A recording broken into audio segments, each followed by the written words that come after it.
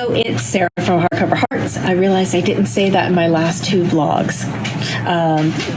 Clearly, I'm still new with this vlog game. I'm doing a really quick little synopsis here because I'm going to add yesterday's video footage into today's video footage for the vlog. So with that said, here is some footage from yesterday.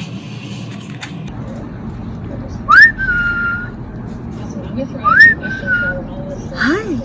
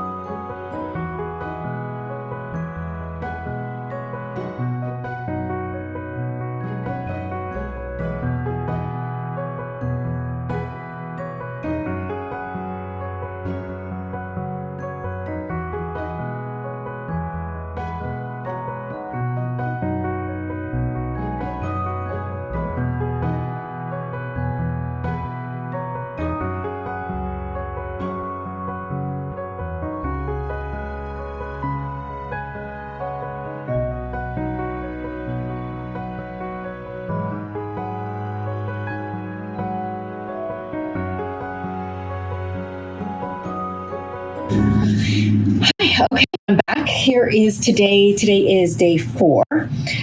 You would have already seen some day 3 footage. I had a doctor's appointment that I went to and just a ton of work to do. It's a very busy time at work, so I wanted to do that. But I did get some books finished, so let me jump in and kind of give you an update. The first one is Gachar Gochar, and this is by Vivek Shambhag. I thought this was great. I thought this was really, really good.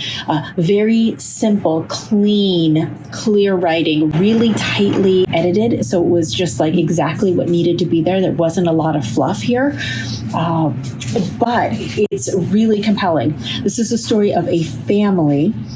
We have an adult son who lives with his wife, Anita, his sister, who is married but has come back into the house, has kind of left her marriage. We have his mother and father, and his uncle, and they all live in the same house. And what we find is that there has been a turn of events and a turn of fortune for this family that has kind of propelled them out of the home that they all lived in together, which was very cramped quarters. But they all were trying to help their uncle's business that he started thrive. So we kind of see how money affected this family, and the lack, I should say, of money affected this family. And then all of a sudden, they were able to move into a new house, and then how that affected the new access to money affected them.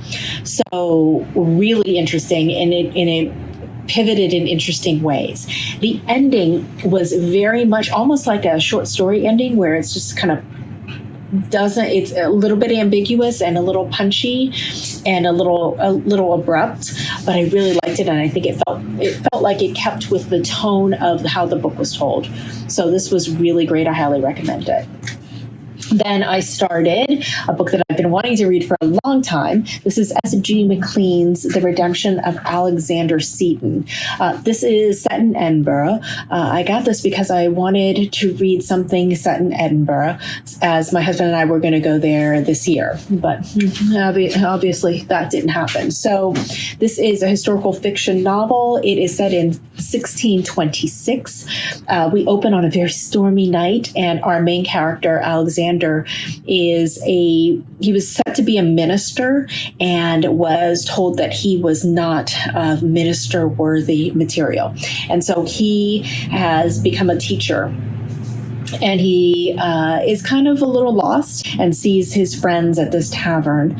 On his way home, he passes somebody who he doesn't know, and the guy kind of leans on him, and he assumes him to be a drunk. And the guy says, "Help me," and he just kind of shoves him off and goes home, goes to sleep. When he wakes up that morning, the man that he passed and kind of pushed off is dead in the schoolhouse, and that starts up the mystery.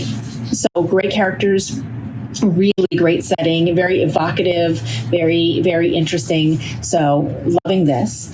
And then I am reading for the read a book of a movie that you've already saw. I chose A Room with a View. And I have to say, I love the Helena Bonham Carter A Room with a View so much. I ended up watching another one that was a recent adaptation, and it was great. It was good. It was good. There were some new aspects of it, some new things that were kind of brought to the forefront, which kind of enhanced the experience a little bit. But the book is so good. E.M. Forster really is good. And because you get Lucy, you get her thoughts and why she's doing certain things. I'm not sure if you're familiar with the story. It opens in Florence, and it is, I think it's before the First World War. Girl, she's like, I would say late teens, kind of getting ready to come out. And her chaperone cousin is just a piece of work. But Lucy really just is very emotional. She's just got all of that pent up energy that a teen girl has, and wants the drama and wants the romance. And so they're in Florence doing their tour. And it opens with the famous opening that how disappointed the chaperone is that the cousin, that they asked for a room with a view and they have no view, and how disappointing that is. And so she's kind of creating this fuss at this pensionary that they're in.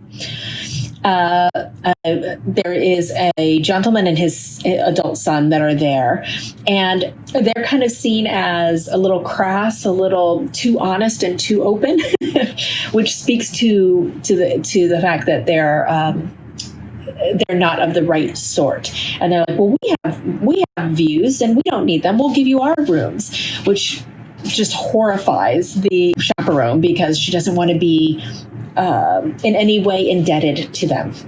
And so it's a delightful story. It's a comedy of manners. There's all of these things in there. But to read the book, and I'm doing it in audio, which is fantastic because I have a lot of stuff I have to do today that's kind of like task-based stuff that I can listen at the same time. So sorry to my husband in advance who's going to have to hear it.